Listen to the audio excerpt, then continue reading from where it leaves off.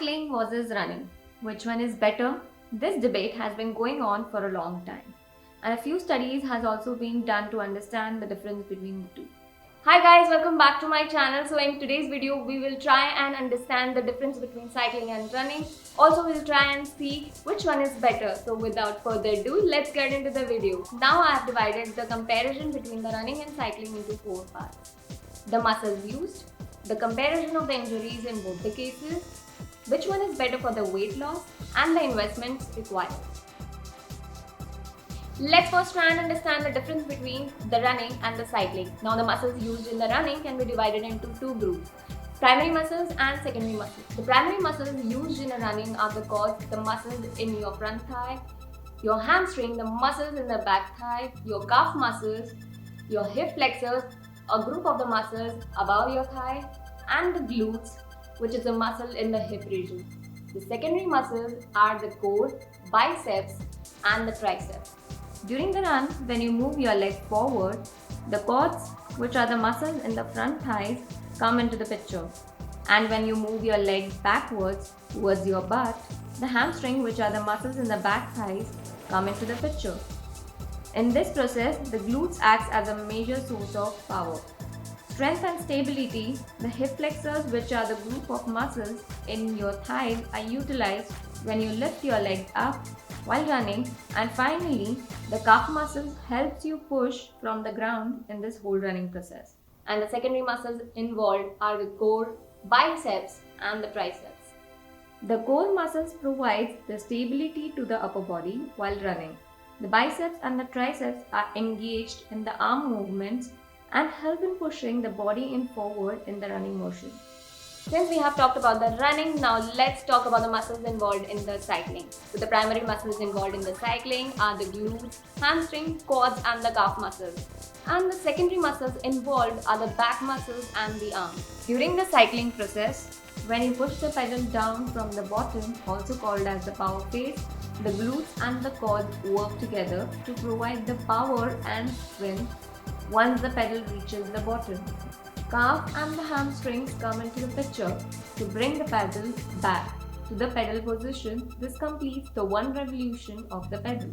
On the other hand, the secondary muscles, which are the back muscles and the arms, are involved in support and balance the upper body and also steering the handle. Now we focus on the muscles involved in the running versus cycling. Now let's find out which activity impacts more, running or cycling. Let's find out. So while running, the impact on the legs due to the ground reaction force is high and it leads to muscle toning and building stronger bones. On the other hand, the upper body muscles like core and the arm muscles are also toned to an extent in the process. On the other hand, cycling impacts and builds the muscles because of pedaling. But the force isn't as great as running. Also, the use of the upper body muscles is minimal. Running and cycling both are cardio exercises which will help you build the lean muscle mass primarily in the lower body. Running being slightly better than the cycling in terms of intensity and the muscles used. Since we have talked about the muscles involved in the running versus cycling, now let's talk about the injuries involved in running versus cycling. Now, as per the research, the injuries involved in the running is much more as compared to the cycling.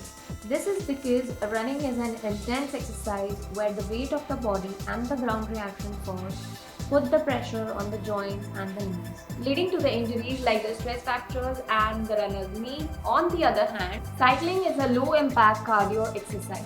This means cycling limits the impact on the weight-bearing joints, basically the joint which takes the weight of your body when we stand or move. And the muscles include are the hips, ankle, and the knee. Plus, the full range of the motion of the paddle helps in lubricating the joints by releasing a fluid called synovial fluid, resulting in reduced pain and stiffness. So in this case, the running causes more injuries as compared to cycling. Most of the people are concerned about the weight loss through running and cycling. Running and cycling both are cardiovascular activities which will eventually burn your calories. But at the very basic level, weight loss depends upon the calorie consumed versus the calorie burned. From an experiment perspective, running burns more calories as compared to cycling in 1 hour. Since running is an intense form of exercise, it tires out your body earlier. Hence, the calorie gap can be covered if you cycle for a longer duration. Finally, from the investment perspective, let's see which activity will not burn the hole in your pocket. First, let's talk about the running. Running essentially requires a good pair of running shoes, dry fit t-shirts, dry fit shorts, sports socks, and you will be good to go. On the other hand, cycling requires gloves, cycling lock, water bottle, and a cycling wear, and then you will be good to go.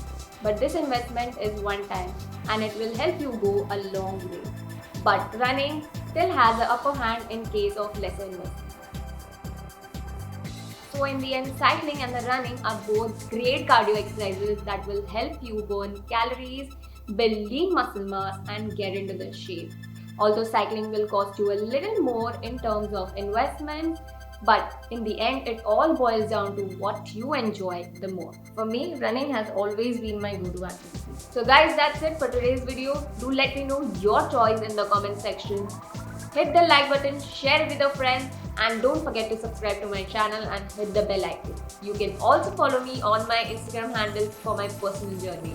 Until next time, from Flying Monk, see you guys.